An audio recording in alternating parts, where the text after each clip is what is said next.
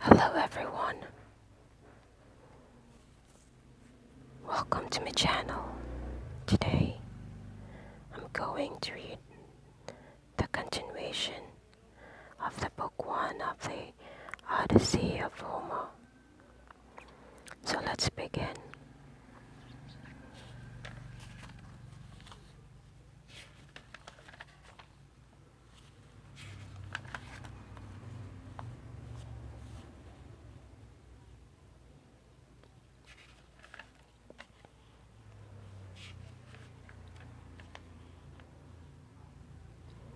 Book 1. Penelope's appearance among the suitors, her silencing of Phemius the singer.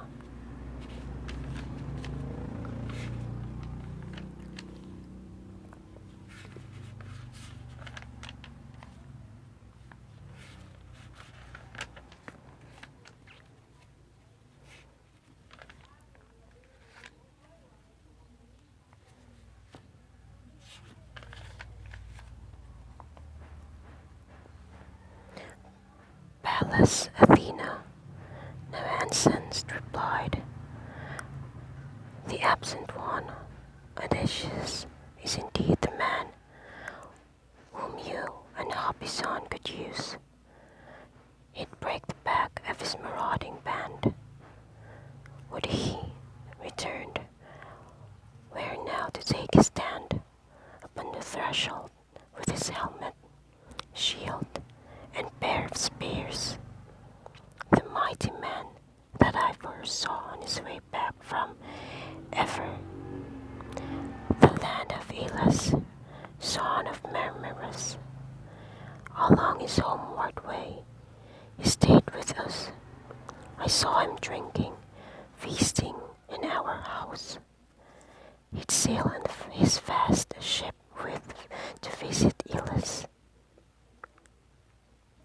to seek fatal venom he could smear in his bronze arrow tips. But in his fear of the undying god's displeasure, Elis refused to give Odysseus that dread drug. My father gave it to him, for he loved your father so extraordinarily. For if Odysseus were to show himself among this pack of suitors with the same strength he showed then, they would all meet quick death and bitter ruin. But if things like these, whether or not your father, on returning, will take revenge within his palace, we know nothing. Such things lie upon the knees of gods. But for yourself, you must consider the way in which to rid your house of suitors. Now hear my words, and think on them with care. Tomorrow, ask the lords of Ithaca to gather here. Then speak to all, and let the gods be witnesses. Command the suitors to scatter, each in his own way, and order your mother, should she be inclined to wed, to go back to her mighty father's house. Let him prepare his daughter's wedding, and the gifts, appropriately rich, she merits as for yourself. To Beth, I urge is this: if you would listen, find the fittest ship, and with a crew of 20 oarsmen, seek some word of your long-absent father, for a mortal may have heard about him, or your ears may chance to hear the voice that Zeus so often uses when he brings men news. Sail first to Pylos, question noble Nestor, then visit Sparta's king, blond Menelaus. Of all Achaeans, clad in bronze, he was the last to reach his home. If he should hear word that your father is still alive and steers a homeward path, then You're much tried. You surely can hold out for 1 more year. But if you learn that he has died, return to your dear land and raise a mound for him. Complete a just, unstinting funeral, then marry off your mother to some man. You will have done all that you should and can, but then weigh carefully in mind and soul how best to kill the suitors of your halls, by way of open combat or of guile. Forget the pastimes of a child. You are a boy no longer. Or have you not heard the fame Orestes gained when he avenged the murder of his father?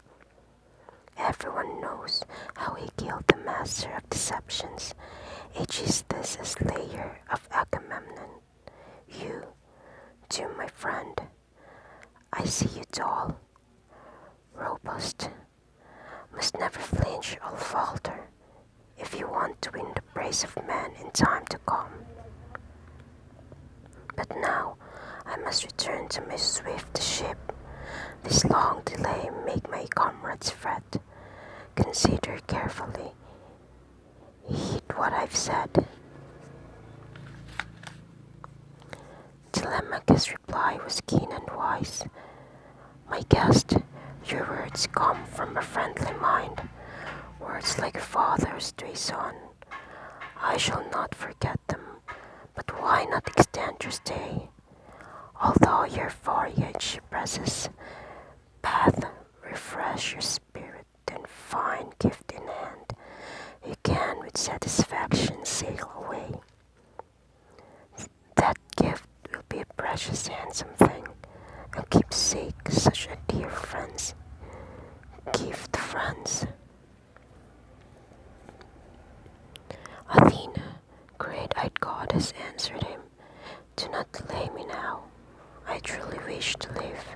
Whatever gift your heart would give, you'll choose a handsome one, I'm sure, can be consigned when I stop here again, and my return, that I may bear it home, and it will earn for you a gift of equal merit. When that was said, gray-eyed Athena left, quick as a bird. Within his heart she'd sat, resolve and strength and memories more intense, more bent upon his father than before, and he was pensive, marveling, aware that he had had some god as visitor.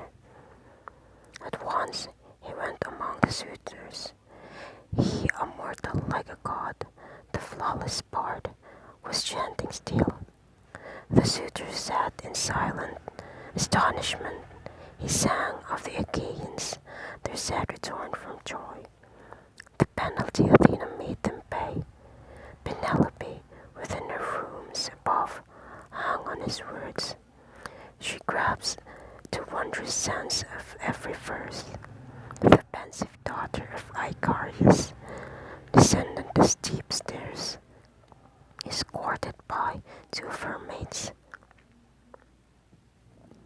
She did not come alone, and when that lovely woman reached the hall, beside a pillar that sustained the roof, she stopped a glowing shawl before her face, and to each side there stood a faithful maid.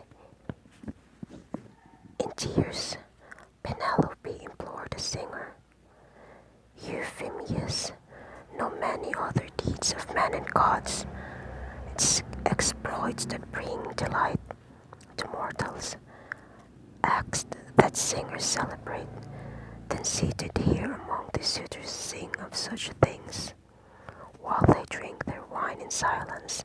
But stop this dismal chant, for it consumes the heart within my breast. Since I have been struck by loss that cannot be forgotten, indeed, such was the man for whom I grieve, with endless memory, a man whose glory is known through Hellas, Argus, all of Greece. This was Telemachus' astute reply. My mother, why not let the faithful singer delight us with his heart and pulse? The singer's not to blame. This grief was brought by Zeus. He who assigns to those who feed and bread the good or evil, he alone decrees. Do not fault Phemius if he would sing the Danaans' sorry doom. Men hold most dear whatever song is newest to their ears. Allow your heart and soul to listen, for Odysseus was not the only one to lose in Troy. The day of his return, there many other warriors met their death. But go now to your room, tend to your task.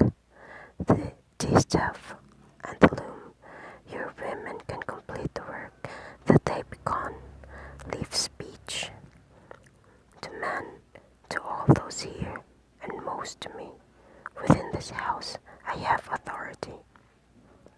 Amazed, while going to her room, she laid to heart her son's wise words.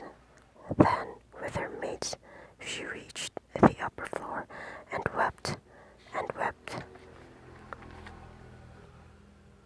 For her dear husband, her Odysseus, until Athena, grey-eyed goddess, shed, swept, sleep upon her eyelids. But the suitors began to clamor, and the shadowed hall, each hoped that he might lie in bed with her. For them, Telemachus had these sharp words. How arrogant you are, beyond all measure. You who would win my mother, feast with pleasure. For now, but let there be no brouhaha to hear the song of one whose voice is like the gods, that is most fine. There will be time tomorrow to assemble, one and all. Within that council I shall frankly call on every one of you to quit my halls. Just hold your future revels someplace else. Consume your own fine goods. Let each for each prepare in turn in his house a feast. Or if you think it easier or better to eat your unpaid way through one man's wealth, feast here indeed, but I shall then implore the gods who live forever, asking Zeus to grant me requital, all of you, who then die unavenged within these halls. The angry suitors bit their lips, amazed to hear Telemachus speak words so brave. Antinous, Euphrates' son, replied, Telemachus, the gods indeed me teach brash blustering to you and brokered speech, but let us hope that they'll not intervene. That Cronus' son will not make you the king of sea-girt Ithaca, whatever claim your birth might bring. To this, Telemachus' reply was keen and wise. Antinous, though what I say may well incite your wrath, I would be king were Zeus to grant me that. I want that honor. Do you really think that kingship is a sorry destiny? To be a king does not mean misery. A ruler's house grows rich at once. His name gains glory everywhere. In any case, our secret Ithaca has many lords, other Achaean chiefs, both young and old. And since the firm Odysseus is now dead, one of these princes may succeed him, yet I still shall rule in my own hall and keep the servants that Odysseus won for me.